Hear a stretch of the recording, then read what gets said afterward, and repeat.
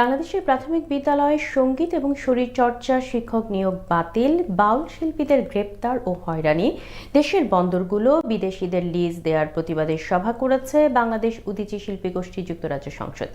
শনিবার বিকেলে আলতাবাড়ি পার্কের শহীদ মিনার প্রাঙ্গণে আয়োজিত এই প্রতিবাদ সভায় লন্ডনের বিভিন্ন সাংস্কৃতিক সংগঠনের নেতৃবৃন্দ উপস্থিত ছিলেন। উদীচী শিল্পী গোষ্ঠী যুক্তরাজ্য সংসদের সাধারণ সম্পাদক সেলিনা শাফির সঞ্চালনায় ও সভাপতি শেখ নুরুল ইসলামের সভাপতিত্বে অনুষ্ঠিত এই সভায় বক্তব্য রাখেন কমিউনিটি ব্যক্তিত্ব ডক্টর রফিকুল হাসান খান জিন্না, কমিউনিস্ট পার্টির সভাপতি আবিদ আলী, মিডিয়া ব্যক্তিত্ব Urmi Mazhar, Satyen Sen school of performing আর্টসের সভাপতি গোপাল দাস, ছান্দসিক সভাপতি মুনিরা পারভিন, অসীমা দে, জুবের আক্তার সোহেল সহ আরও অনেকে। প্রতিবাদ সমাবেশে গণসংগীত পরিবেশন করেন উদীচী ও সত্যেন সেন স্কুলের শিল্পীরা।